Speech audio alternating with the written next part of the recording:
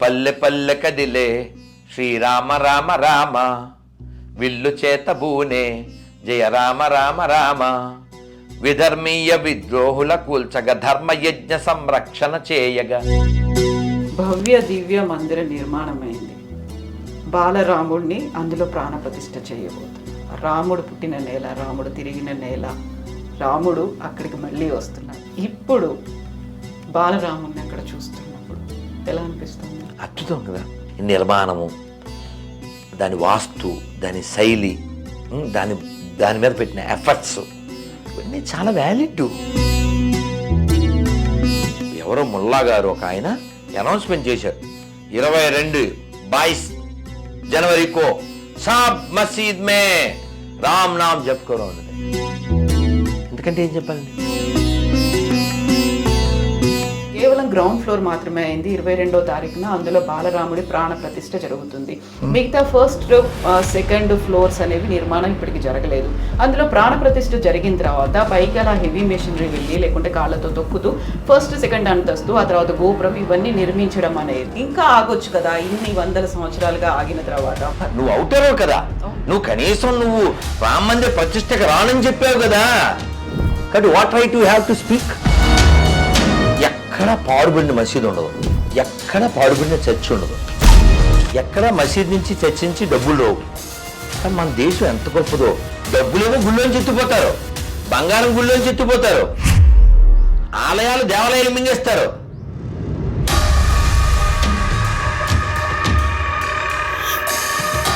రాముడు చరిత్ర కాదు అనే మాట, అదో ఉక్కిటి పురాణం అనే మాట కూడా ఉంది. మనకు కావాల్సింది బళ్ళు తప్ప గుడులు కాదు అని. ఎవడైతే ఇది వాగాడో in the name of secular, మా డబ్బులతో మేం గుడి గడితే నీ సలహా ఏమిట్రా చవట. ఆవేశం, కోపము, ఆగ్రహం వస్తే అగ్రెసివ్ గా కూడా మాట్లాడతారు, ఎదుటి వాళ్ళని తిట్టేస్తారు. పిచ్చి వేషాలు వేసినప్పుడు వచ్చేది తిక్క. మీకు కేకులో దించడానికి చుట్టక్కర్లే, కానీ మీరు గోడలో దించాలి. తిరగేసి ఇంకో పదం వాడాల్సి వస్తుంది. అంతా ఎలక్షన్స్ స్టంట్ గా జరుగుతోంది. బీజేపీ హైజాక్ చేస్తోంది. ప్రతిసారి ఎన్నికలకు ముందు అనేది బీజేపీ ఏదో ఒక నినాదాన్ని తీసుకొస్తుంది. రాముడిని ప్రతిసారి ఎన్నికలు పోనీ వాళ్ళని చేయమండి. ఇప్పుడు ఇలా మాట్లాడే వాళ్ళని మేం కడతాం రేపు కాశీ, మేం కడతాం రేపు మధుర అని చెప్పమండి. వాళ్ళకి మనం మొక్కుతాం.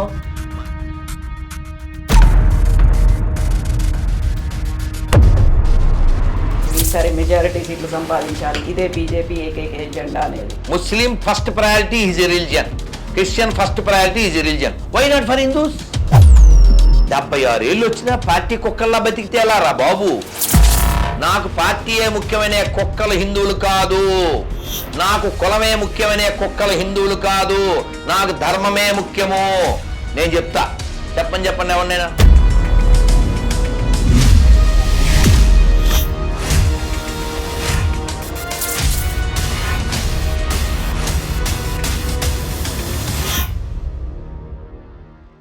నమస్తే, నేను Kavitha. Welcome to I Dream news.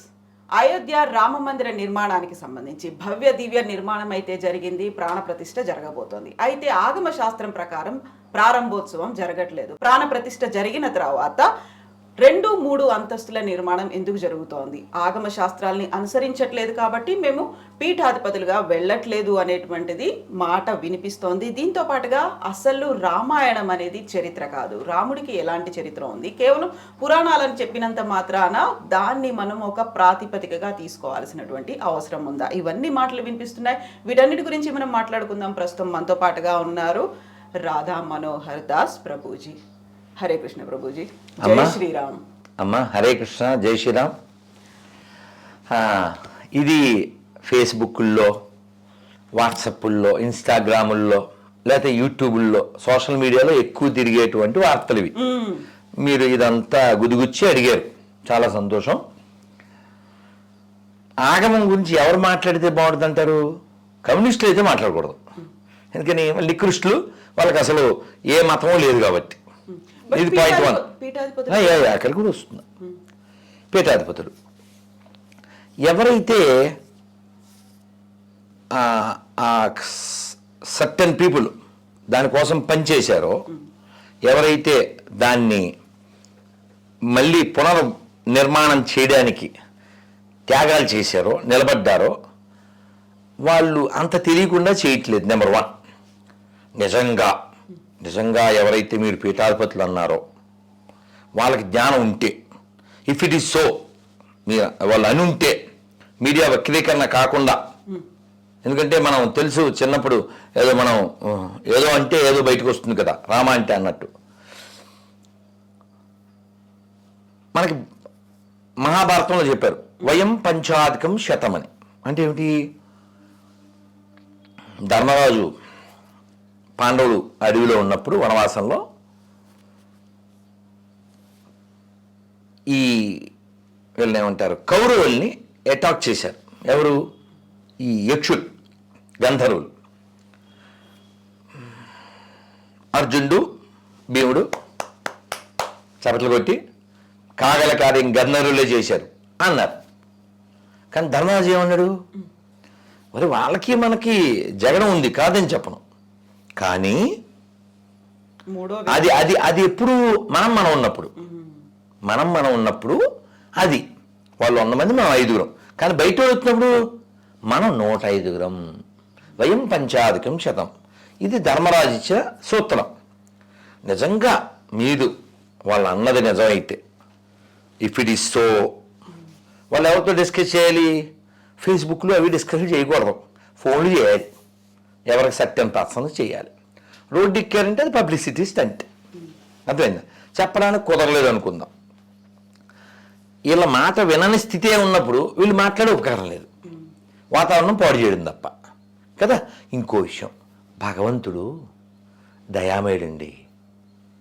దయలేనోడు అసలు భగవంతుడే కాదు. ఎవరో మెసేజ్ పెట్టారు, మా దేవుడు నిన్ను ప్రేమిస్తున్నాడని.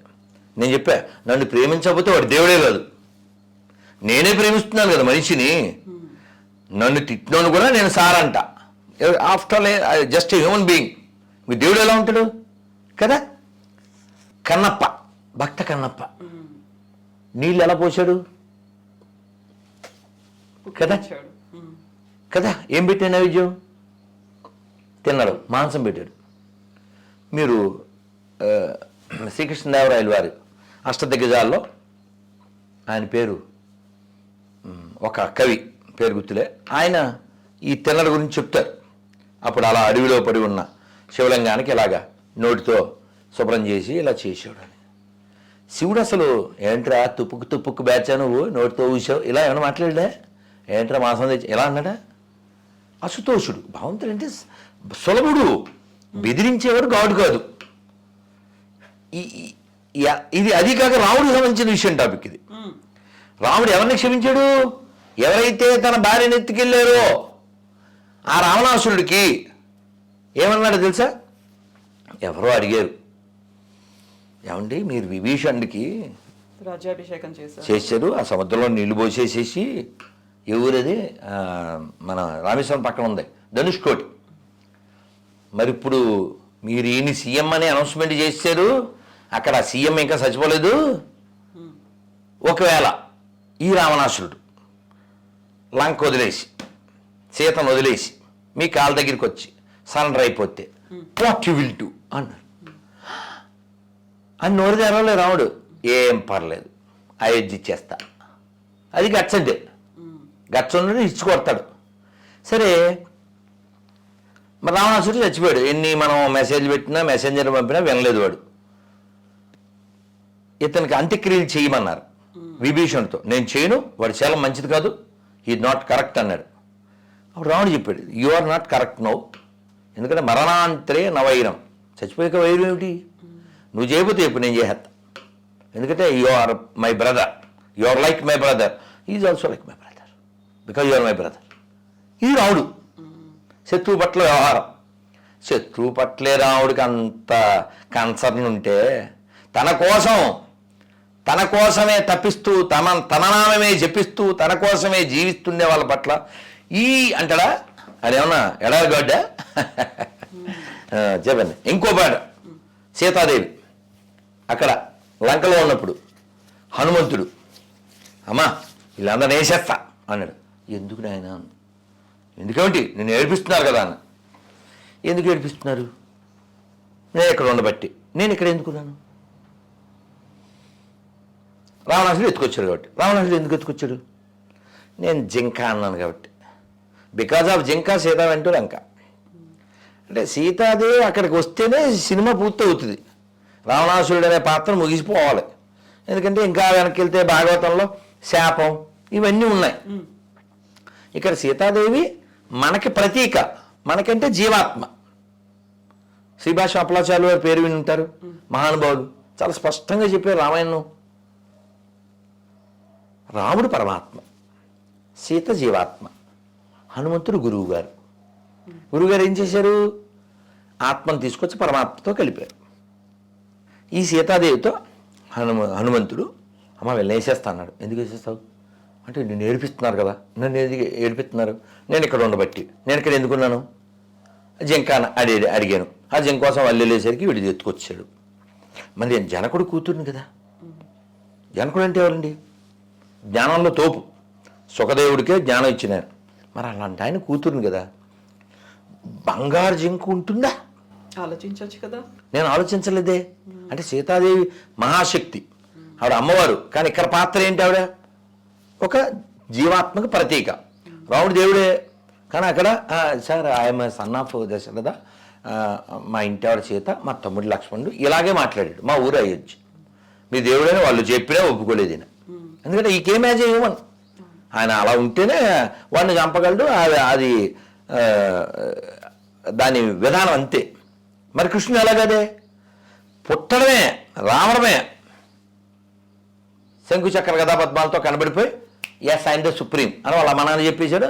అది ఇంకా చివరి వరకు అలా ప్రూవ్ చేస్తూనే ఉన్నాడు. సరే, ఈ సీతాదేవి ఏముందో తెలుసా నాయన? వాళ్ళు నన్ను ఏదో తిడుతున్నారనో అరుస్తున్నారనో నువ్వు హట్ అయ్యావు నిజమే.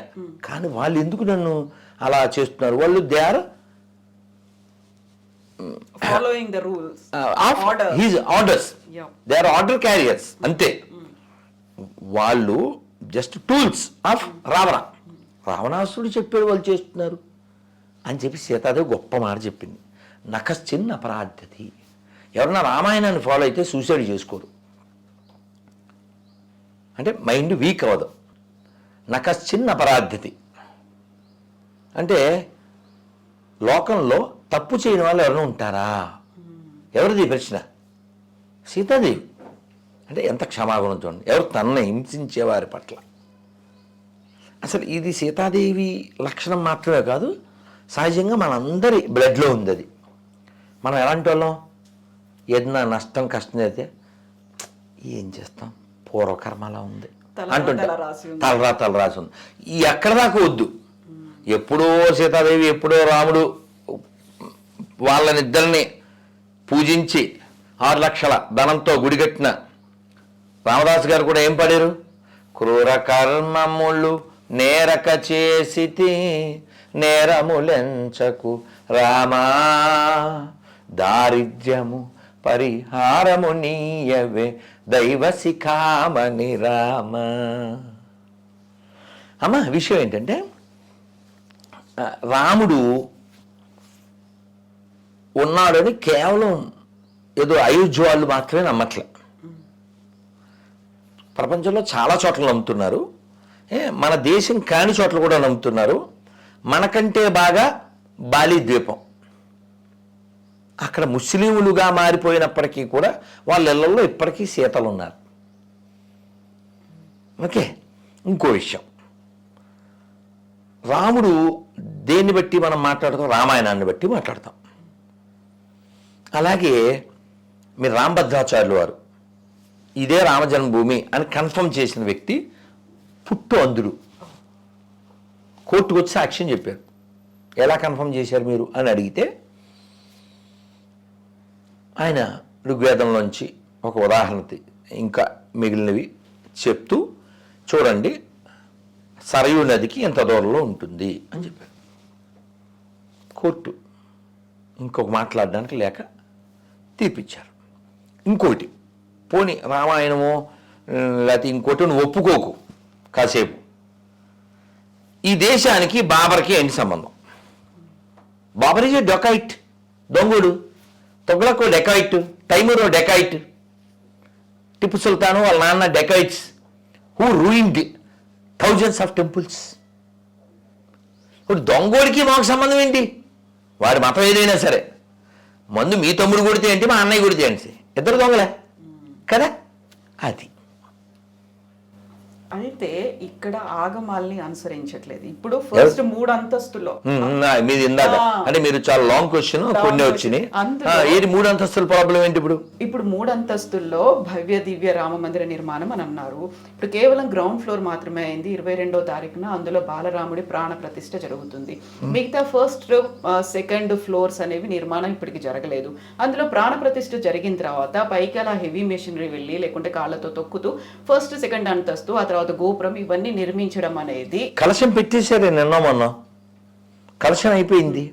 సో హెవీ మెషినరీ వెళ్తుంది, కాళ్ళతో తొక్కుతారు, లేకుంటే ఇంత వర్క్ అనేది జరుగుతుంది లోపల. మనం అంత ప్రాణ ప్రతిష్ఠ చేసిన తర్వాత ఇవన్నీ చేయాల్సిన అవసరం ఏముంది?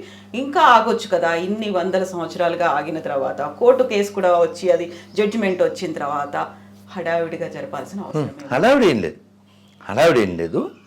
కాలం నిర్ణయించుకుంది. ఇన్ని వందల సంవత్సరాలు ఆగింది, ఇప్పుడు ఎందుకు జరుగుతుంది? చూడండి, ఏదైనా మనకి సంస్కృతంలో మాట ఉంది, తేన వినా తృణాగ్రమపి నా చలతి.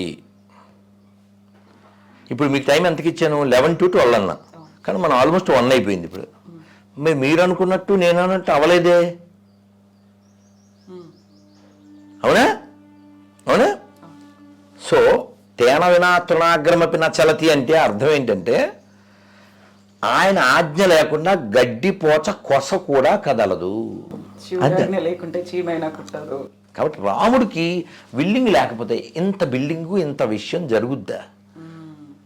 నిన్న 14 లక్షల దీపాలతో రాములు వారిని చిత్రించారు, దీపాలతో, రంగురంగుల దీపాలతో.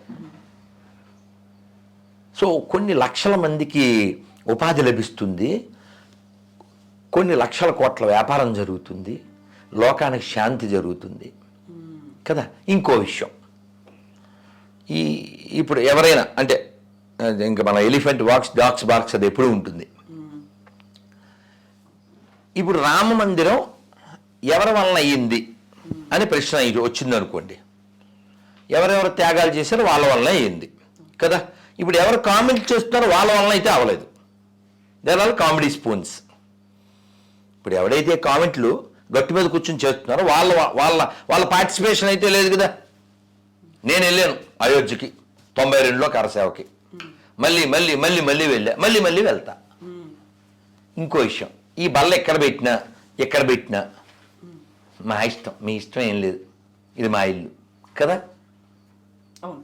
నువ్వు అవుతారో కదా, నువ్వు కనీసం నువ్వు రామ మందిర ప్రతిష్టకు రానని చెప్పావు కదా, కాబట్టి what right you have to speak కదా.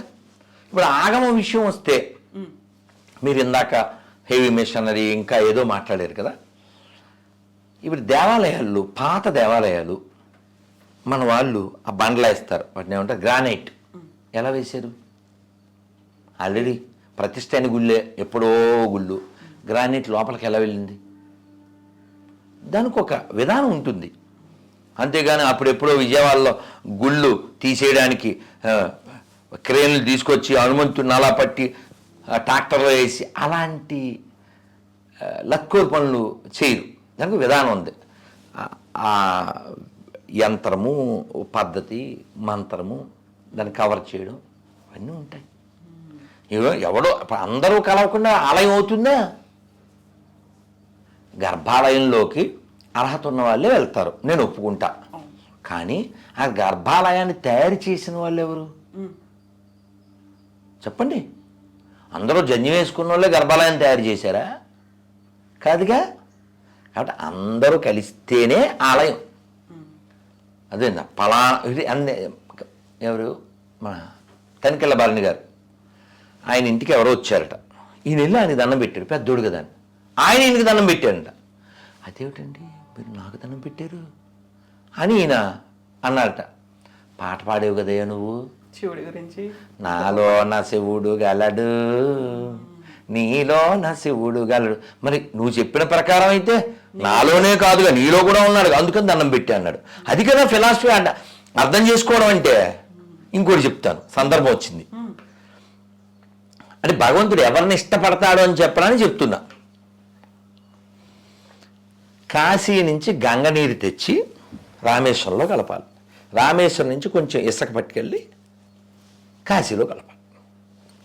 ఇలా ఎప్పుడో కొన్ని 100 ఏళ్ల క్రితం ఓ పెద్ద ఆయన, ఓ బ్యాచ్ సాధువుల గుంపు, సాధువుల యొక్క సమూహం నడుచుకుంటూ, పూర్వం నడకేగా నడుస్తూ వస్తున్నారు ఎండల కాలం.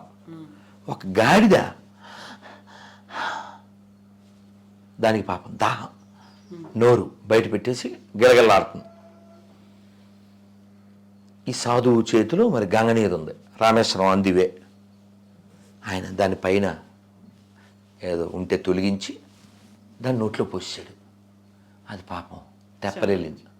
మిగిలిన వాళ్ళు అన్ని 100,000 కిలోమీటర్ల నుంచి నడిచి మోసుకొచ్చి ఇక్కడ రామేశ్వరంలో శివుడికి అభిషేకం చేయకుండా గాడిద నోట్లో పోసావు అన్నారు.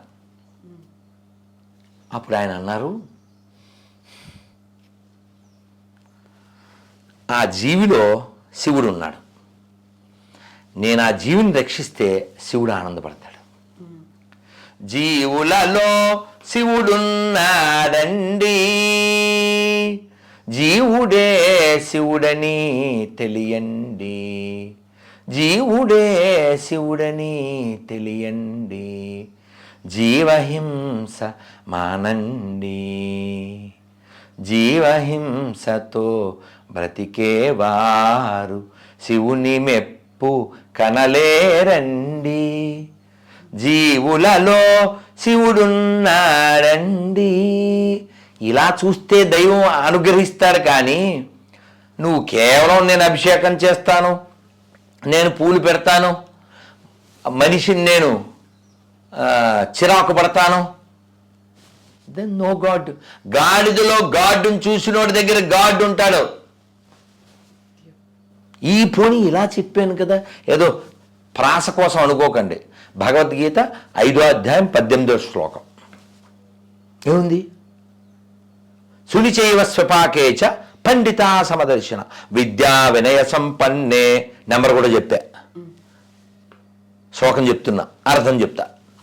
విద్యా వినయ సంపన్నే బ్రాహ్మణే గవిహస్తిని సునిచైవ స్వపాకేచ పండితా సమదర్శన. అంటే ఏంటి? ఎవడు హూ ఇస్ కాల్డ్ పండిట్? ఎవడు పండితుడంటే ఒక ఆవులో, కుక్కలో, ఏనుగులో, కుక్క మాంసం తినే చండాలుల్లో, ఒక జ్ఞానిలో ఎవరైతే దైవాన్ని దర్శిస్తారో సమానముగా వాడిని పండిట్ అంటారు. స్కాలర్షిప్ తీసుకున్న వాళ్ళు అంతా స్కాలర్స్ కాదు. కాబట్టి ఈ సోకాల్డ్ బ్యాచ్ గురించి మనం మాట్లాడేది ఏం లేదు. అమ్మ పెడతా అడుగు తిన్నావుదని లెట్ దెమ్, పనిచేసేవాడిని పని చేయనివ్వండి. ఇంకా మనకు చాలా సమస్యలు ఉన్నాయి. ఓ జోక్ చెప్పాలి మీకు. చెప్పండి. ఇప్పుడు ఈ ఆర్టిఫిషియల్ ఇంటెలిజెంట్ వచ్చింది, దానివల్ల ఈ చిత్రాలు అవి బాగా వస్తున్నాయి చాలా అందంగా. కృష్ణుడు వాలికి బొమ్మమూత పెట్టి కూర్చున్నాడు. యశోద కళ్ళజోడు పెట్టి, నాన్న ఎందుకురా అలక, నెక్స్ట్ ఇయర్ నీకు కూడా కట్టిస్తారులే మందిరం, మధుర గురించి కదా. కానీ యాక్చువల్గా వాడు ఔరంగజేబు గాడు ఆ విగ్రహాన్ని మెట్లలో వేసి చేశాడు. ఇప్పటికి అదే మెంటాలిటీతో ఉంది పరిస్థితి జాతి అంతా. నేను బాధపడే విషయం ఏంటంటే ప్రపంచంలో ఎక్కడ పాడుబడిన మసీదు ఉండదు, ఎక్కడ పాడుబడిన చర్చి ఉండదు, ఎక్కడ మసీద్ నుంచి చర్చి నుంచి డబ్బులు రావు. కానీ మన దేశం ఎంత గొప్పదో, డబ్బులేమో గుళ్ళోంచి ఎత్తిపోతారు, బంగారం గుళ్ళోంచి ఎత్తిపోతారు, ఆలయాలు దేవాలయాలు మింగేస్తారు, కొత్త చర్చి నిర్మాణానికి నియోజకవర్గానికి కోటిస్తుంటారు. పాడైన గుళ్ళు ఇక్కడే ఉంటాయి, హిందువులు మెజారిటీగా ఉంటారు, అన్ని మతాలు సమానం అంటారు. ఎంత ప్రమాదం అసలు. ఎవరు? నువ్వు మీన్స్ అన్నీ ఒకటే అనేటువంటి దగుల్బాజీ ప్లాస్టిక్ హిందూస్ అనాలి. ప్లాస్టిక్ ఫ్రూట్స్ ఎప్పుడన్నా చూసారా? మొన్న నేను ఎక్కడ హైదరాబాద్లో స్వీకార ఉపకారం అని ఉంది కదా, జూబ్లీస్ బై, నిజంగా అక్కడ ప్లేట్లో చిన్న చిన్న కాయలు ఉన్నాయి. చేత్తో తీస్తే ప్లాస్టిక్ వేయి, జస్ట్ అప్పీర్ లైక్ ఒరిజినల్. చేత్తో తీస్తే తెల్ల అది ప్లాస్టిక్ కాయ. అలాంటి ప్లాస్టిక్ కాయ లాంటి కాయలు ఈ బొద్దుగాళ్ళు అన్నీ ఒకటని చెప్తూ ఇంత నాశనం అయిపోయిన తర్వాత, ఇంత నాశనం అవుతున్న తర్వాత మీకు తెలుసా, చాలామంది హిందువుల మగపిల్లలకి పెళ్ళిళ్ళు అవ్వట్లే, పిల్లలు దొరకట్లే. మరి వీడికి ఒక్క పిల్ల దొరకట్లే, వాడికి 4 5 ఎలా దొరుకుతున్నారు? మన పిల్లని ఎత్తుపోయి మరీ చేసుకుంటాడు. తర్వాత ఫ్రిడ్జ్లోనో సూట్ కేసులోనో పంపిస్తారు పార్సిల్, అది వేరే కథ. నువ్వు ఇంకెన్నాళ్ళు ఈ భ్రమలో బతుకుతావు, అది పాయింట్ ఇక్కడ. ఇప్పుడు మనం రాముడు గురించి మాట్లాడుకుంటున్నప్పుడు అసలు రాముడు చరిత్ర కాదు అనే మాట, అదొక పుక్కిటి పురాణం అనే మాట కూడా ఉంది. అసలు ఎందుకని కట్టాల్సిన అవసరం ఉంది అనే మాట ఉంది. ఇప్పుడు మనకు కావాల్సింది బళ్ళు తప్ప గుడులు కాదు అనేది. అదే నేను చెప్పేది అదే. ఈ ఎవడైతే ఇది వాగాడో in the name of secular కుక్క, సరే కుక్కలు హట్ అవుతాయి, ప్రతిసారి వాటిని హట్ చేయలేకపోతున్నాను, కానీ ఇంకో ప్రత్యామ్నాయ పదం దొరకట్లే. నక్కలను కూడా అంటానే ఇష్టం లేదు, అవి కూడా అడవిలోనే ఎవరినన్నా ఇబ్బంది పెడతాయేమో తప్ప పబ్లిక్ని కాదు. వీడు స్వతంత్రం వచ్చినప్పటి నుంచి దాదాపు 70 ఏళ్ళ నుంచి ఎవరో యాత్రకి వెళ్తే ప్రజల సొమ్ము ఎందుకు ఎత్తున్నారో, దాంతో బళ్ళు కట్టచ్చు అన్నాడా ఒక్క బాడుకో అంటే మీనింగ్ తెలీదు. తర్వాత మళ్ళీ గూగుల్లో చూసి చెప్పు. మా డబ్బులతో మేము గుడి కడితే నీ సలహా ఏమిట్రా చవట, ఎవరంటే వాడికి కదా. హాజ్ యాత్ర ప్రజల సొమ్ము, జెరూసలేం యాత్ర ప్రజల సొమ్ము, ఇంకా నేరుగా చెప్తే మా గుళ్ళో సొమ్ము. పాత బస్తీలో ట్యాక్స్ కరెంటు బిల్లు వసూలు చేయలేని చవట్లు కూడా మాట్లాడమే కదా. అప్పుడు ఎందుకు మాట్లాడరా నువ్వు? మీకు జోక్ చెప్పాలి మళ్ళీ. వాటర్లెస్ హోలీ, క్రాకర్లెస్ దివాలి, ఐడియల్లెస్ వినాయక చవితి, డీజేలెస్ నవరాత్రి, హిందూస్లెస్ హిందుస్థాన్. ఇది వీళ్ళ ప్లాన్. అయితే ఈ ఉపన్యాసాలు వెళ్ళి మనకే సుమా, ఎవిడెన్సులు ఇవన్నీ మన రాముడి గురించే. మరి ఎడారి మతాలకు ఏమన్నా ఎవిడెన్స్ ఉందా? 1, 2కి వాళ్ళు చెప్పే దేవుళ్ళకి ఏమన్నా ఎవిడెన్స్ ఉందా? రాముడికి సంబంధించినటువంటి ఏ చరిత్ర ఉంది అనే బోలుడుంది, ఎక్కడ లేదు. ఎక్కడ పట్టినా రాముడి చరిత్ర ఉంది. Not only in India, include Indonesia, include other Mauritius, so many places, not 1, 2, so many. ఇంతెందుకు, భద్రాచలం చరిత్ర కాదా? గోల్కొండ చరిత్ర కాదా? ఇలా రాముడు లేని ఒంటిమెట్ట చరిత్ర కాదా? ఇవే చరిత్ర అయినప్పుడు అయోధ్య ఎందుకు చరిత్ర కాలేదు? పోనీ కాసేపు ఈ కమ్యూనిస్ట్ అంటారో, పేటీఎం బ్యాచ్ అంటారో, సెక్యులర్ అంటారో, లేకపోతే ఎడారి మతాలు అంటారో, ఏ పేరైనా పెట్టండి. పోనీ వీళ్ళనే చెప్పండి. అయోధ్య రాముడికి సంబంధం లేకపోతే ఎవరికి సంబంధం? పోనీ చెప్పండి. మీకు ఒక సిమిలర్ కోసం చెప్తున్నా. నిన్న ఒక కామెడీ పీసు, అతని పేరు విజయ్ కుమార్, ఓ పాస్టర్, మనవాడే, మనకు పుట్టిన వాళ్ళే, ఏం బయట వాళ్ళకి ఏం పుట్టలే, కాబట్టి వాళ్ళ అమ్మ నాయన పేరు అడగండి, ఎవరన్నా చెప్తారు. అయితే అతను మనం భారతదేశం ఏ మతానికి సంబంధం లేనిది అని చెప్పేస్తున్నాడు. నాకు అర్థం కాదు. ఒక నది పేరు చెప్పండి అమ్మ, మీరే ఓ నది పేరు చెప్పండి. ఈ ఊళ్ళో ఉంది, విజయవాడలో కృష్ణ, ఓకే, ఇంకో నది గంగా, ఇంకోటి యమున కదా. మీరు ఏ నది పేరు చెప్పండి. ఈ నదుల పేర్లన్నీ హిందూ పురాణాల్లోనే ఉంటాయి, హిందూ గ్రంథాల్లోనే ఉంటాయి. మహాభారతంలో గంగ గురించి ఉంది, భాగవతంలో గంగ గురించి ఉంది, రామాయణంలో గంగ గురించి ఉంది కదా. ఈ దొంగల గురించి ఎందుకు ఉంటుందండి కదా. ఇది హిందూ దేశం. ఇది include so called Muslims and Christians also Hindus. నువ్వెవడో చెప్పడానికి? నీకు డౌట్ వస్తే డిఎన్ఏ టెస్ట్ చేయి. నాది, అస్దుద్దీన్ది, ఇమాన్యుయల్ది, ముగ్గురిది ఒకే డిఎన్ఏ ఉంటుంది. ఎందుకని చెప్పనా? James father Jackson, hi hi. Jackson father Jaipal, Jaipal father Jairam, grand father ఒక్కడే, గతమంతా మనదొక్కటే. పోని ఏహ నువ్వు పాటలు పాడేస్తున్నావు రాధమోహన్ దాస్ అంటారేమో, ఈ నా మాటలు కాదు. ఫారూక్ అబ్దుల్లా తెలుసా? ఎవరతను? జమ్మూ కాశ్మీర్ మాది. Ex CM. గులాం నబీ ఆజాద్ తెలుసా? అతను కూడా ఎక్స్ సీఎం. ఇద్దరు చెప్పారు. ముఫ్తీ మొహమ్మద్ మెహబూబా, ఆవిడ కూడా ఎక్స్ సీఎం ఆఫ్ కాశ్మీర్. ముగ్గురు చెప్పారు. ముగ్గురులో ఒకరో ఇద్దరో శివుడికి అభిషేకం కూడా చేసి, మా పూర్వీకులంతా హిందువులే, అప్పుడు మెడ మీద కత్తి పెడితే మేము మారాము, మా మూలం ఇదే, ఇస్లాం రాకముందే కాశ్మీర్ ఉంది, శంకరాచార్యుల వారి పీఠం ఉంది. ఇంకా వాళ్ళు చెప్పినా నువ్వు వినవా? కరసేవకుడిగా రాధా మనోహర్ దాస్ ఇప్పటిదాకా ఒక కరడుగట్టిన హిందుత్వవాది లేకుంటే జాతీయవాది ఇవన్నీ అనుకున్నప్పుడు కరసేవకుడిగా కూడా 92లో వెళ్ళొచ్చారు. అప్పుడు జరిగినటువంటి సంఘటనలు సో ట్రెమెండస్, అద్భుతం. అయితే మమ్మల్ని ఎక్కడో ఒక స్కూల్లో ఎక్కడో పెట్టారు, ఇటాల్సీలో దింపేశారు మమ్మల్ని. మేము ఏదో రైలు ఎక్కాం, ఐ థింక్ 92లో జీటీ ఎక్స్ప్రెస్. మమ్మల్ని అక్కడ ఇటాల్సీలో దింపేశారు. ఏవో నిన్నటో రొట్టెలు ఏవో ఉంటే బిస్కెట్లు వాటితో అల్లా సరిపెట్టి తర్వాత మళ్ళీ ఇంకో దాంట్లో తీసుకెళ్ళారు. మొత్తానికి ఫైనల్లీ మేము దాదాపు డిసెంబర్ 6, 92 అంటే నవంబర్ 28 ఎప్పుడో ఒక ప్రెస్ మీట్ పెట్టి పబ్లిక్లో జై శ్రీరామ్ అని చెప్పుకుంటూ మేమంతా రైలు ఎక్కాం, వెళ్ళాం. అది అక్కడ దింపారు ఇటాల్సీలో. అక్కడి నుంచి మళ్ళీ ఇంకో రైల్లో. మొత్తానికి మంచి చలికాలం కదా డిసెంబర్, అద్భుతంలేండి. అది అంతా తలుచుకుంటేనే ఆనందం. అక్కడ మాకు టెంట్లు వేశారు, కింద గడ్డి ఏవో ఆ పరుపులు ఏవో వేశారు. మాకు అన్ని పూరీలు చపాతీలు ఇవే. ఆ ఇచ్చిన వాళ్ళలో కొందరు ముస్లిమ్స్ కూడా ఉన్నారు.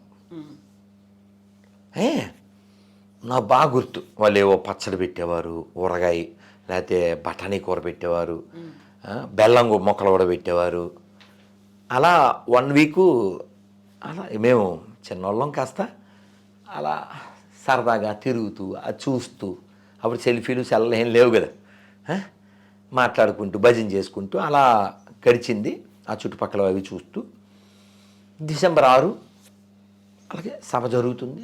లక్షల మంది ఉన్నారు, మేము కూడా ఉన్నాం. తర్వాత హఠాత్తుగా జై శ్రీరామ్ నినాదం పెద్దగా పెరిగింది. కరసేవకులు ఆ బానిస కట్టడం దాన్ని చూసి వారు ఇప్పుడు అది రాముడి యొక్క జన్మస్థలం, అక్కడ అది ఉండడం భావ్యం కాదని భావించారు. వందల వేల మంది ఒక్కసారిగా వెళ్ళారు. ఆ కట్టడం 12 ఆ టైం మధ్యాహ్నానికి ఆ పైన డోమ్ కూలింది. తర్వాత 5 సాయంత్రానికి 6 క్లియర్ అయింది. రాత్రి 10 ఆ టైం నుంచే అవి తొలగించడం జరిగింది. రాముడి యొక్క జన్మభూమిలో తాత్కాలికమైన నివాసాన్ని మళ్ళీ పునర్నిర్మాణం ఊరికే ఇటుకలు టెంట్ వేసి ఆ ఇటుకలు సిమెంటు పేర్చిన చేతుల్లో నా చేతులు కూడా ఉన్నాయి. అది రామచంద్రమూర్తి యొక్క అనుగ్రహం. మీరు చూడొచ్చు, రాముడి పేరు మీద ఏ దేశాలు పుట్టలే, జై శ్రీరామ్ అని కొత్త దేశాలు పుట్టలే. దేశాలని చీల్చి కొన్ని లక్షల కోట్ల మందిని చంపి ఇన్ ద నేమ్ ఆఫ్ ఏ పుట్టినయో మనకు తెలుసు. కాబట్టి మనకు ఉపన్యాసం ఇవ్వడానికి ఎవ్వడో సరిపోడు. ఇప్పుడు కరసేవ కోసం వెళ్ళిన దాంట్లో చాలా మంది తెలుగు వాళ్ళు ఉన్నారు. అక్కడ కరసేవకపురం అని ఏర్పడింది. బలి చెప్పారు. పుల్లారెడ్డి గారు ప్రధాన మహానుభావుడు, కీలక పాత్ర, మహానుభావుడు. ఆ కరసేవకపురానికి సంబంధించినటువంటి స్థలాన్ని కూడా కొని అక్కడ ఇచ్చింది. ఆ అయోధ్య కోసం వెళ్ళిన బాబ్రీ మసీదును కూల్చడానికి వెళ్ళిన వాళ్ళు కూడా చాలా మంది ఆ కరసేవకపురం నుంచి వెళ్ళారు, అక్కడే షెల్టర్ తీసుకున్నారు అనేది ఇప్పుడు కూడా తెలుసు మీకు. మేము 3-4 ఏళ్ల క్రితం వెళ్ళాం. ఎప్పుడు వెళ్ళాను నేను రాంపండి వెళ్ళాం కదా. ఈ అర్ధకుంభమేళా జరిగింది 2019. మేము అక్కడే స్టే చేసాం కరసేవకపురం. ఇప్పటికి కీలకమైనటువంటి నిర్ణయాలు కావచ్చు అవన్నీ కూడా అక్కడే కరసేవకపురంలో కరసేవకపురంలోనే జరుగుతూ ఉంటాయి. అవును. సో అక్కడ ఆ మెమొరీస్ పుల్లారెడ్డి గారు తీసుకున్నటువంటి స్థలం గురించి కావచ్చు. అంటే పుల్లారెడ్డి గారి గొప్పతనం చెప్పాలంటే అది అన్లిమిటెడ్, అది గ్రేట్ పర్సనాలిటీ. ఆయన నేను 2 సార్లు కలిశాను. ఆయన చెప్పారు నాతో, అంటే మేము అప్పుడు అయోధ్య విషయం మాట్లాడలేదు, అప్పుడు తిరుమల విషయంలో 2005-2008 మొత్తానికి ఆ టైంలో 2007 తిరుమల తిరుపతి దేవస్థానంలో గొర్రెలు ఉన్నాయి, ఎక్కడ పడితే అక్కడ. గొర్రెలు మీన్స్ సోకాల్డ్ క్రిస్టియన్స్, వీళ్ళు అక్కడ పాడు చేస్తున్నారు అని చెప్పి దాని మీద ఉద్యమం జరిగింది.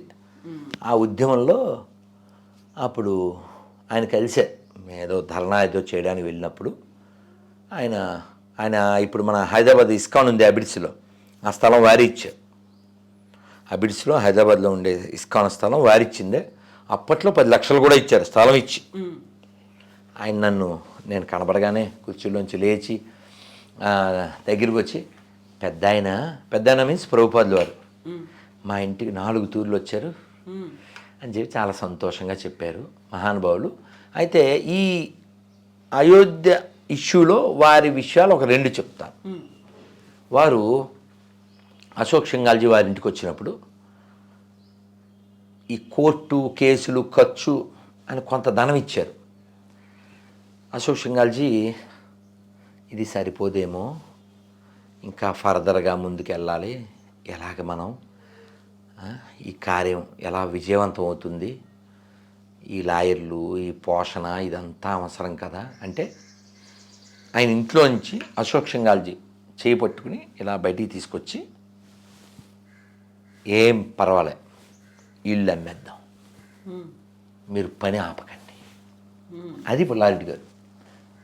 తీయన్ రెడ్డి గారు ఇంకొకసారి ఎప్పుడు ఆయన పెద్ద చదువుకోలే కానీ మహా జ్ఞాని, చాలా సింపుల్ పర్సన్. వారి గురించి రాఘవులు గారు చెప్పారు, వాళ్ళ ఇంట్లో మంచి హైఫై నేల ఉండదంట, చాలా సింపుల్ నేల. జీతం పనులతో పాటు వాళ్ళ అబ్బాయికి కూడా ఇస్తారట ఆయన ఉన్నప్పుడు. మాకు అల్లుడికి కూడా, మాకు జీతాలు ఏమిటి, మీరు పని చేస్తున్నారు తీసుకో అసలు. అయితే ఆయన వాళ్ళ ఇంటి స్త్రీలు కూడా పెద్ద పెద్ద సొమ్ములు దిగేసుకోరంట, సింపుల్గా ఉంటారు. అలాగే వారు ఫ్లైట్ ఢిల్లీ నుంచి హైదరాబాద్ రావాలి, ఆయన ఎక్కడంతో ఫ్లైట్ ఎక్కడమే ఓ 300 మంది ఉన్నట్టున్నారు ఫ్లైట్లో.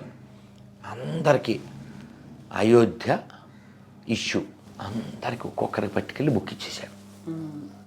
అంటే నిరంతరం ధర్మం కోసం అదొకటి. ఇంకోటి విన్నాను, ప్రతి నెల లేకపోతే ప్రతి సంవత్సరము విశ్వ హిందూ పరిషత్తు ఈ కార్యక్రమాలు చేయడానికి 5 లక్షలు ఎంతో పంపించేవారు. ఇలా తన ధనాన్ని తన శరీరాన్ని ఆయన ధర్మం కోసం దైవం కోసం వినియోగించారు.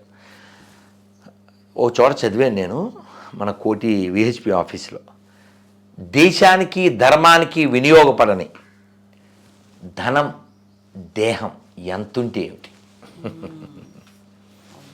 అది. కాబట్టి అయోధ్యలో మెమరీస్ ఇంకా అన్లిమిటెడ్ అమ్మా, అయోధ్యలో మెమరీస్ అన్లిమిటెడ్. అయితే ఈ కరసేవ జరగడానికి ముందు కూడా ఒకటి చెప్తాను, అంటే 89, 90, 91 ఈ సమయాల్లో, తర్వాత కాలంలో కూడా 92 తర్వాత కూడా జరిగినాయి కొన్ని. రామ రథయాత్ర కావచ్చు, రామ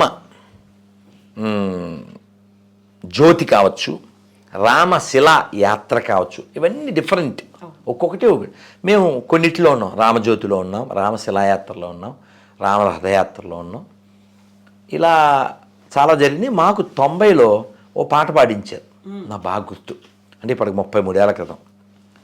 పల్లె పల్లె కదిలే శ్రీరామ రామ రామ, విల్లు చేత బూనే జయ రామ రామ రామ, విధర్మీయ విద్రోహుల కూల్చగ ధర్మయజ్ఞ సంరక్షణ చేయగా.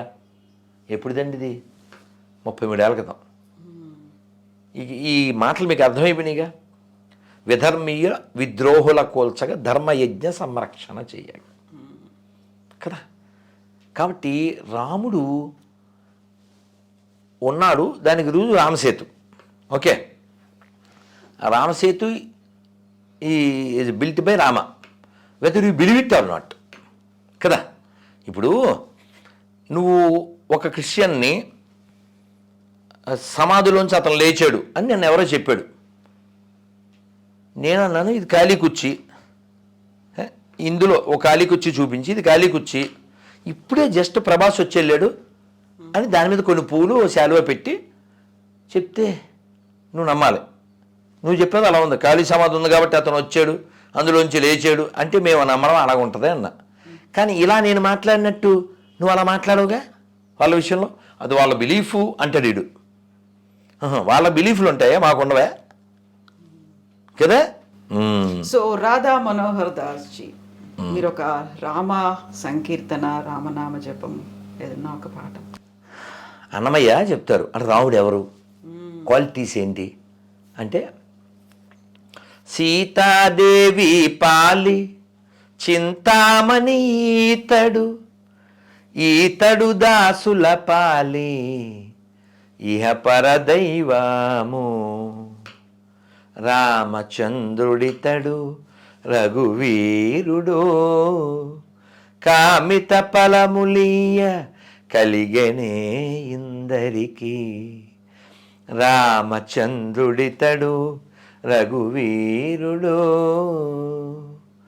గౌతము భార్య పాలిటి కామధేనువితడు గాతల కౌశికు పాలి కల్పవృక్షము, గౌతము భార్య పాలిటి కామధేనువితడు గాతల కౌశికు పాలి కల్పవృక్షము, శరణన్న వారి పాలి కన్నులెదుట మూరితి, శరణన్న వారి పాలి కన్నులెదుట మూరితి, వెలయ శ్రీ వెంకటాద్రి విభుడీతడు,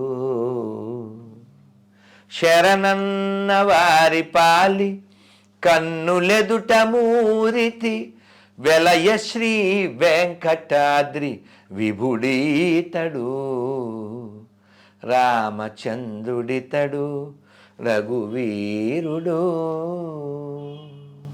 భవ్య దివ్య మందిర నిర్మాణమైంది, బాలరాముడిని అందులో ప్రాణప్రతిష్ఠ చేయబోతున్నారు. రాముడు పుట్టిన నేల, రాముడు తిరిగిన నేల, రాముడు అక్కడికి మళ్ళీ వస్తున్నాడు. ఆల్మోస్ట్ 500 ఏళ్ల పాటు నిరీక్షణ, 100 ఏళ్ల పాటు పోరాటాలు, కోర్టు కేసులు, ఉద్యమాలు, ఇవన్నీ, అవమానాలు, బలిదానాలు. ఇప్పుడు బాలరాముడిని అక్కడ చూస్తున్నప్పుడు ఎలా అనిపిస్తుంది? అద్భుతం కదా. అందులోనూ నిర్మాణము, దాని వాస్తు, దాని శైలి, దాని మీద పెట్టిన ఎఫర్ట్స్ ఇవన్నీ చాలా వ్యాలిడ్. నువ్వు ఒక చిన్న ఇల్లు కట్టలేవు, నువ్వు ఒక చిన్న ఇల్లు కట్టలేవు నువ్వు. అటువంటిది ఏదో జరిగిపోతుంది అని అనుకున్నది ఏమీ జరగకుండా ప్రశాంతంగా ఇంత ఆలయం వస్తుంది.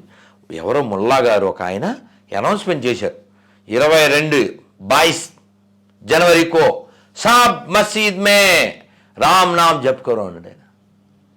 ఎందుకంటే ఏం చెప్పాలండి, ఎందుకంటే ఏం చెప్పాలి కదా. రాముడు అందరూ వాడండి.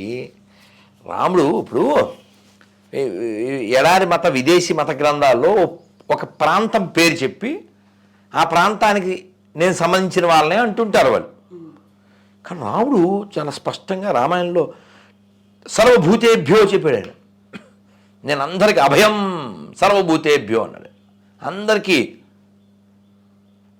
I have come here to protect all. అంతకంటే ఏం కావాలమ్మా, అది కదా దైవం అంటే. అందుకే మళ్ళీ అన్నమయ్య చెప్తాడుగా, దేవదేవం భజే దివ్య ప్రభావం రావణాసురవైరి రణపుంగవం రామం దేవదేవం భజే దివ్య ప్రభావం. ఇప్పుడు మనం రాముడి గురించి మాట్లాడుకున్నప్పుడు హనుమంతుడి గురించి కూడా బాగా బాగా కదా. సో సినిమాల గురించి కూడా మాట్లాడుకోవాలి. ఇప్పుడు గతంలో ఆది పురుష్ అనే సినిమా వచ్చింది రాముడి మీద, ఇప్పుడు హనుమాన్ అనే మూవీ వచ్చింది ఆంజనేయుడి మీద. రెండు చూసారా? ఓం రౌత్ పైత్యం ద్వారా వచ్చింది ఆదిపురుషు. నేను అది ఆదిపురుషు కాదు, సోది పురుషు ఆల్రెడీ అనౌన్స్డ్. ఓకే, ఆల్రెడీ ఈ ప్రూవెన్ ఆల్సో. రావణాసురుడు, గబ్బిలాలు, వీడి గబ్బు, వీడి పైత్యం అంతా. ఇప్పుడు నాకు మీ ఇంటి విషయాలు ఎలా తెలుస్తాను? మిమ్మల్ని అడిగితే తెలుస్తాయి. అడిగి తెలుసుకుని ఏదో పేరు చెప్పారు, ఆ పేరుతో దాన్ని మనం దానికి తగ్గట్టు ఉండాలి. మన పైత్యం అందులో ఎంటర్ చేసేసి రావణాసుడు పిశాచాలకి మాంసం తినిపించడం వీడి ఒకటి కాదు. అయితే ఈ హనుమాన్ మూవీ తీసిన వాళ్ళు కొత్త వాళ్ళు, చిన్నవాళ్ళు. ఆ మాటకు వస్తే ఓం రౌత్ లాగో ప్రభాస్ లాగో చాలా వెల్ సెటిల్డ్, వెల్ నోన్ కాదు అసలు. కానీ వాళ్ళు విత్ ఆమన్ రివరెన్స్ ఒక ఏమంటారు భయభక్తులతో తీశారు. ఈ ప్రశాంత్ వర్మ అనే ఈ డైరెక్టర్, నేను చిన్నప్పుడు సరస్వతి శిశు మందిర్లో చదువుకున్నాను. మాకు ఈ రామాయణ భాగవతాలు చెప్పారు. అప్పటి నుంచి నాకు దీని మీద ఒక ఆలోచన ఉంది. అలా సంస్కారవంతంగా పెరిగి సంస్కారవంతంగా తీయాలి. అంతేగాని మొన్న వాడెవడో నీలేష్ కృష్ణ అని అన్నపూర్ణి అని తీసేసి ఒక అర్చకుడు కూతురు మటన్ వండాలి, దానికోసం నమాజ్ చేయాలి, దానికోసం పైన గొడ్డ వేసుకోవాలి, ఈ పైత్యం అంతా మన మీద రుద్దకూడదుగా. సో కాబట్టి హనుమాన్ మూవీ చూసి వచ్చిన వాడు ఎవరో ఒక అతను కామెంట్ పబ్లిక్లో చెప్పాడు, ఓం రౌత్ ఇతను చూసి సిగ్గు తెచ్చుకోవాలి అని చెప్పి. సరే వాళ్ళు తెచ్చుకుంటారు లేదో, మనమైతే తెచ్చుకోవాలి, అతన్ని అయితే మెచ్చుకోవాలి నీలేష్ని. హనుమాన్ మూవీ సూపర్ హిట్, చాలా బాగా తీశారు, బాగా వెళ్తుంది. ఆ పిల్లలు వాళ్ళు ఎవరైతే డైరెక్టర్ ఉన్నారో ప్రశాంత్ వర్మ, ఆ పిల్లవాడు సజ్జా తేజ, వీళ్ళు చేసిన కృషి, వాళ్ళ టీము అందరికీ రాముల వారి అనుగ్రహం. ఇంకో మంచి పని, వాళ్ళు చిన్నోళ్ళు అయితే అంటే పెద్ద హృదయం ఉంది. ఇందులో తెగే ప్రతి టిక్కెట్లో 5 రూపాయలు ఇస్తాం రాముల వారి ఆలయానికని 14 లక్షలన్నర వెంటనే చెక్కు కూడా ఇచ్చేశారు వాళ్ళు. అలా కదా ఉండాలి. We appreciate definitely. Radha Manohar Das Prabhuji సినిమాలు చూస్తారు, ఆవేశం, కోపము, ఆగ్రహం వస్తే అగ్రెసివ్గా కూడా మాట్లాడతారు, ఎదుటి వాళ్ళని తిట్టేస్తారు, ఇవన్నీ ఉన్నాయి కదా. మామూలుగా మీరు ఒక దీక్ష తీసుకున్నారు అనుకుంటే చాలా ఎంత సాత్విక ఆహారం తింటారో అంత సాత్వికంగా మాట్లాడతారు, ఎదురి వాడిని నొప్పించరు, అరే ఒరే అనే మాట కూడా రాదు. బట్ మీరెందుకు అంత అగ్రెసివ్గా మాట్లాడతారు? సరే, మీరు అడిగిన దానికి ఇంకోలా చెప్తాను. ఇప్పుడు ఈ రూమ్లో మనం ఫ్యాన్ వేయలేదు, ఏమొస్తుంది? ఉక్కపోత వస్తుంది కదా. పిచ్చి ఇక్కడ వచ్చేది ఒక్క, పిచ్చి వేషాలు వచ్చినప్పుడు, పిచ్చి వేషాలు వేసినప్పుడు వచ్చేది తిక్క. అందుకని నా రియాక్షన్ పక్క. ఎందుకు ఇలా చెప్పానంటే, నేను రైల్లో ఉన్నప్పుడు ఎవరో వచ్చి, సార్ ఒక సెల్ఫీ, సరే సార్ మా అబ్బాయిని తీసుకొస్తాను, సరే వెళ్ళన్న, ఏదో పక్క భోగి. ఇతను వచ్చే లోపల ఇంకా జనం చుట్టూ ఉన్నారు, వాళ్ళతో మాట్లాడుతున్నా. ఇతను ఆ పక్కన వాళ్ళతో అంటాడు, ఈయన బాబు వాళ్ళనే కదండి బాబు, మన వాళ్ళని కూడా ఏం స్పేర్ చేయడు అన్నాడు. చెట్లో కుక్కలను తిట్టేది ఎవరిని? మన వాళ్ళనేగా. ఇంకో మతంలో ఎవరుంటారు? బొందుగాళ్ళు మన వాళ్ళే కదా, ప్లాస్టిక్ హిందువులు మన వాళ్ళే కదా. ఈతనుండి ఈయన మన వాళ్ళని కూడా ఏం స్పేర్ చేయడండి అన్నాడు. అంటే నన్ను ఎలా రా అన్న, వేలు ఎలాగీ అన్న. ఇప్పుడు వేలు పెడగలో పెట్టామనుకో ఏమొస్తుందన్న? ఏమొస్తుంది? షాకు. నువ్వు పెడితే షాక్ అవుతుంది, నేను పెడితే మీకైనా అంతే కదండి. నువ్వు పెడితే షాకు, నేను పెడితే కేకు రాదు, ఎవరు పెట్టినా కేకలే వస్తాయి.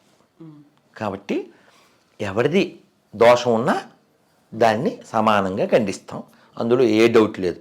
మరి మెత్తగా ఉండొచ్చు కదండి, కదా. మీకు వచ్చిన అదే కదా, మెత్తగా ఉండొచ్చు. అంటే మేకు కేకులో దించడానికి సుత్తక్కర్లే, కానీ మేకు గోడలో దించాలంటే కదా. మన వాళ్ళు కేకుల్లో లేరు, తిరగేసి ఇంకో పదం వాడాల్సి వస్తుంది. అందుకని అంతే. పోనీ తీగా చెప్తే అర్థమైతే పోనీ చెప్పచ్చు. అలాగే ఇంకో విషయం, నాకు యాక్షన్ చేయలేను నేను. యాక్షన్ చేయలేను. ఉన్నది ఉన్నట్టు. ఇప్పుడు వీడిని తిట్టాలనుకోండి, వీడినే తిడతా. వీడు వెళ్ళిపోయాక వాడి దగ్గర వీడి గురించి చెప్పను. ఎవరిది వాళ్ళకి. ఇప్పుడు వాడికి చాలాసార్లు మెత్తగా చెప్తాం. తప్పనప్పుడు ఒక అమ్మా బాబు నాన్న విను అని చక్కగా చెప్తాం. ఎప్పటికీ ఎన్నిసార్లు? కొన్నిసార్లు. కానీ పృథ్వీరాజులాగా ఉండకూడదు. శాస్త్రం ఏం చెప్పింది? రుణశేషం, శత్రుశేషం, అగ్నిశేషం ఉండకూడదు కదా. వాడు 17 సార్లు వెళ్ళిపోయాడు, ఈయన వదిలేస్తే. వాడికి ఒక్కసారి ఈయన దొరికాడు, కళ్ళు పీకేశాడు. ఈయన భార్యని సర్వనాశనం చేసేశారు. అక్కడ పుష్కర్, దాని పేరు రాజస్థాన్ అజ్మీర్లో దర్గా ఉంటుంది.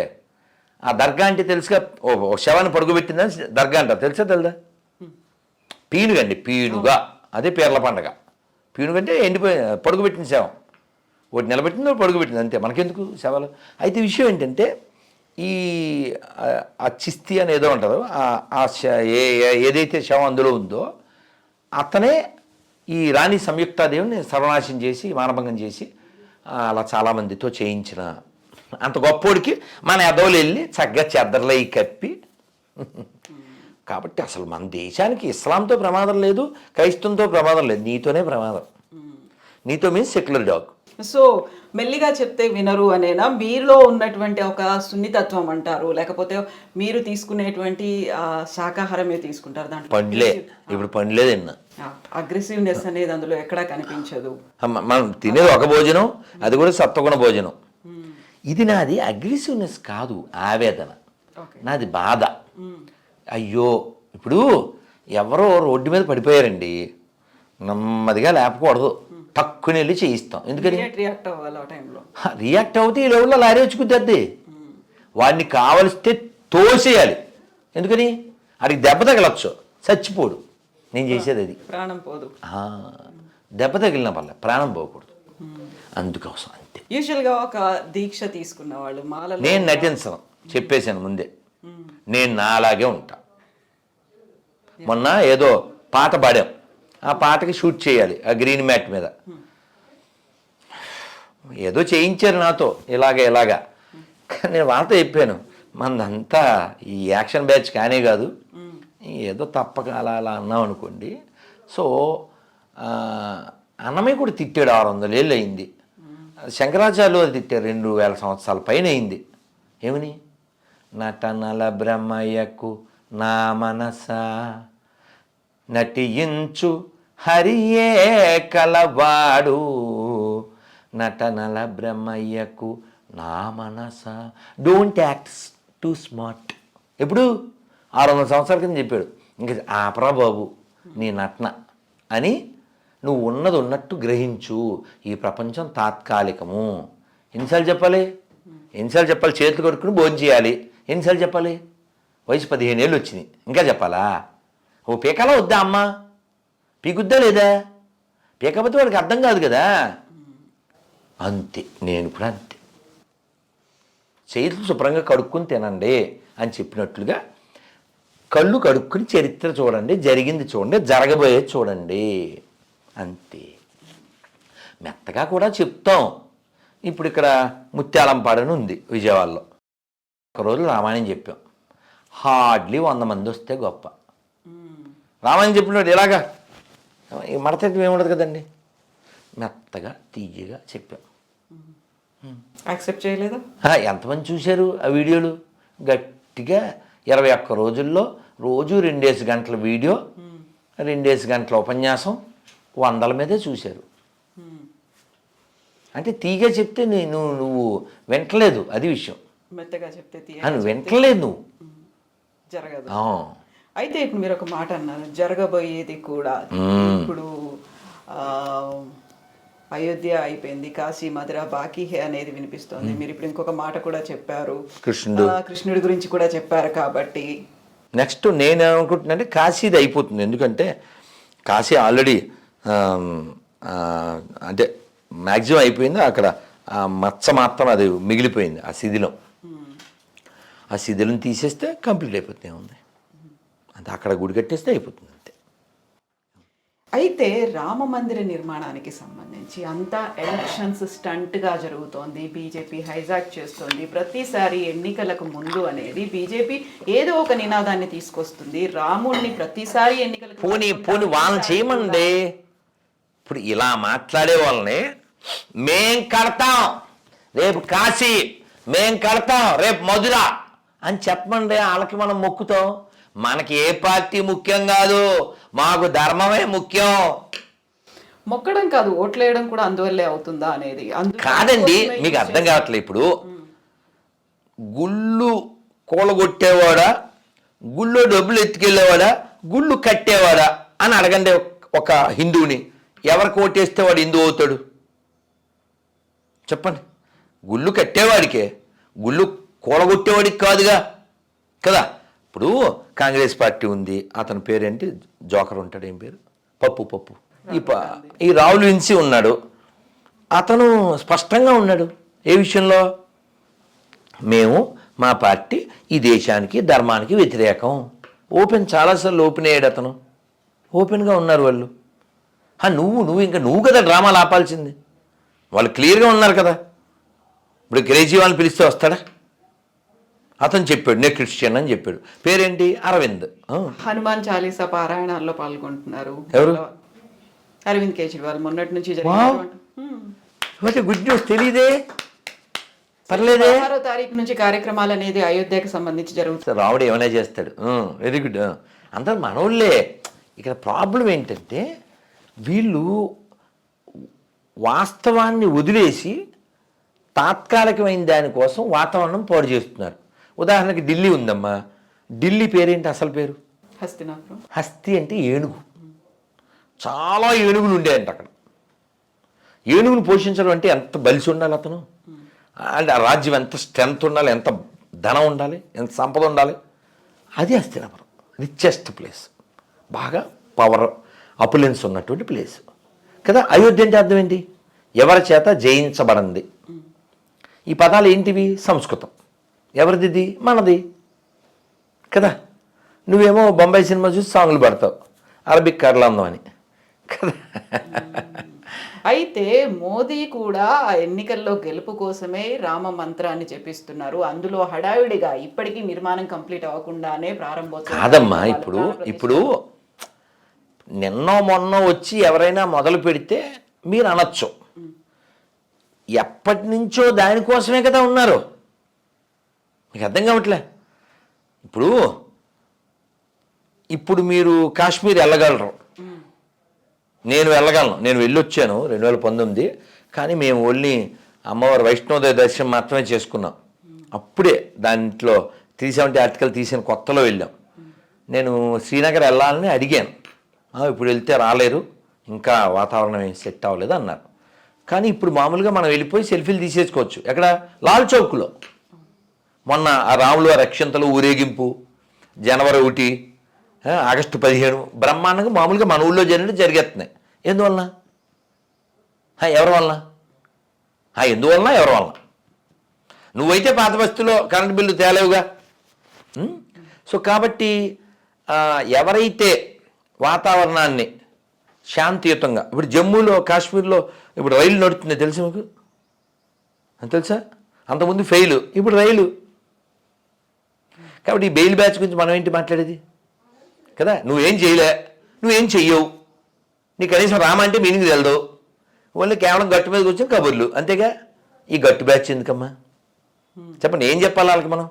ఆడైతే వాడు ఏం చేయడు కదా. ఈ కామెంట్లు కామెడీలు చేసేవాడు అయితే గుడి కట్టడు, అంతవరకు గుడికే రాడు, ఆడు గుడి కట్టడు కాదు, గుడికే రాడు. వాళ్ళు మరి కామెంట్లు చేయకూడదుగా. పో నువ్వు అనుకో, వాడు అనుకున్నట్టే అనుకోని, నువ్వైతే చేయుగా కాబట్టి చేసేవాడిని ఎలా చెరగొడతావు? ఇది రాముడిని నేల, this country belongs to Ram. Ramayanam పుట్టిన నేల, భగవద్గీత పుట్టిన నేల. శీలు పొంగిన జీవ గడ్డయు పాలు బారిన భాగ్యసీమయు వరలినది ఈ భరత ఖండము. భక్తి పాడర తమ్ముడా,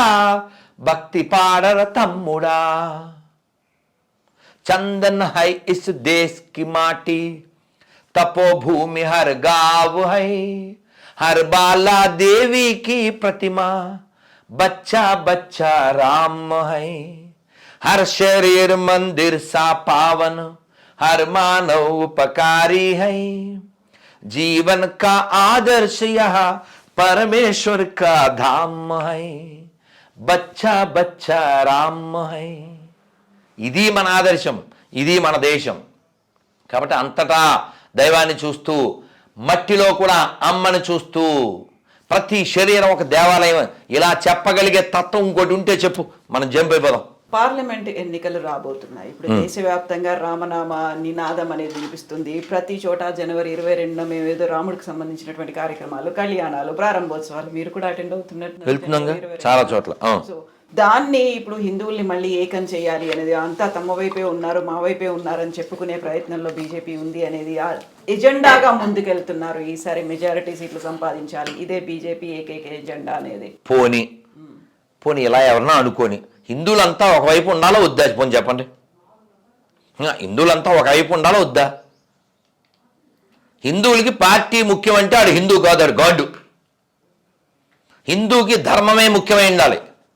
ముస్లిం first priority is a religion, Christian first priority is a religion. Why not for Hindus? హిందువులకి దేవాలయాలు అక్కర్లేదా? హిందువులకి ధర్మం ఉండక్కర్లేదా?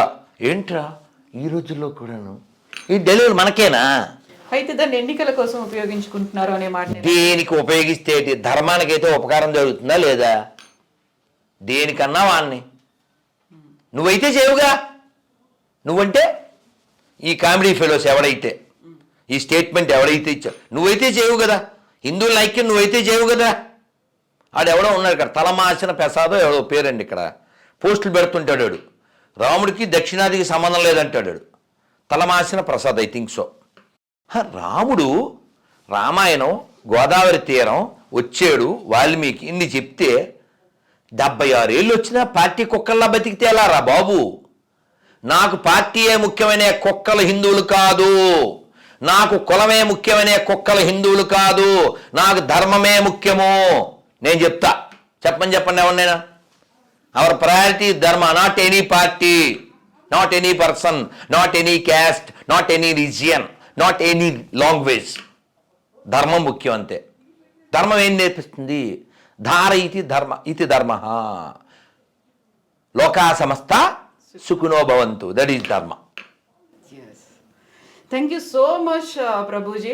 మళ్ళీ మనం మాట్లాడుకుందాం. మీరు అయోధ్య దర్శనానికి వెళ్ళొచ్చిన తర్వాత మళ్ళీ మనం కూర్చుందాం. చాలా సంతోషమ్మా, మీ డ్రీమ్స్ అన్నీ ఫుల్ఫిల్ కావాలని, అలాగే కొన్ని కోట్ల మంది హిందువుల డ్రీమ్స్ కూడా ఫుల్ఫిల్ కావాలని, ఇప్పటికైనా మిగిలినటువంటి ఎవరైతే ఈ గట్టు బ్యాచ్ పేటీఎం బ్యాచ్ ఉన్నారో వాళ్ళు మారాలని ఆలోచించాలని, హిందువుల యొక్క న్యాయపూర్వక ధర్మపూర్వక చట్టపూర్వకమైనటువంటి కోరికలు డిమాండ్స్ నెరవేర్చడంలో వాళ్ళు కూడా ముందుకు రావాలని, కేవలం హిందుత్వం నాశనం చేయడానికే పనిచేసినటువంటి ఈ లో క్లాస్ బ్యాచ్ ఇప్పటికైనా మారాలని నేను కోరుకుంటూ, చాలా రామచంద్రమూర్తి యొక్క కృప, సీతమ్మ వారి యొక్క అనుగ్రహం మీ ఛానల్ మీద, మీ మీద, అందరి మీద ఉండాలని, అందరి మీద మీన్స్ నాట్ ఓన్లీ హిందూస్, సర్వే జన సుఖినవంతు.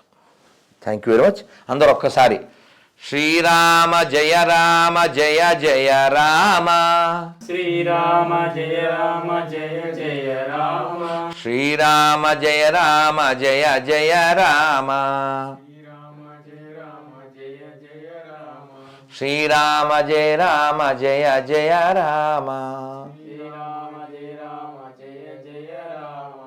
భారత్ మాతకి ఒక మాట చెప్పాలనిపించింది. ఏంటంటే, ఎవరికో ఆకలేసింది, ఇతను ఇటువైపు ఉన్న పర్సను అతను ఆకలి తీరిస్తే అతను వచ్చి నన్ను మెచ్చుకుంటాడు అని ఒక కీర్తికాంక్షతో అతనికి ఆకలి తీర్చాడు అనుకోండి. పర్లేదంటారా? ఈ ఆకలి తీర్చున్నాడు రాసుకెళ్ళంటారా? చెప్పండి కొంచెం. What is your opinion? ఆకలి తీర్చి ప్రాణం నిలబెట్టాడుగా కదా. అక్కడ కీర్తి కండూర్తి ఉండడమే కదా నువ్వైతే పెట్టవుగా, నువ్వేం అన్నం పెట్టవు, ఓన్లీ కామెంట్ బ్యాచే కదా నువ్వు. నువ్వైతే బతికించవుగా, సత్యం వదిలేస్తావు నువ్వు.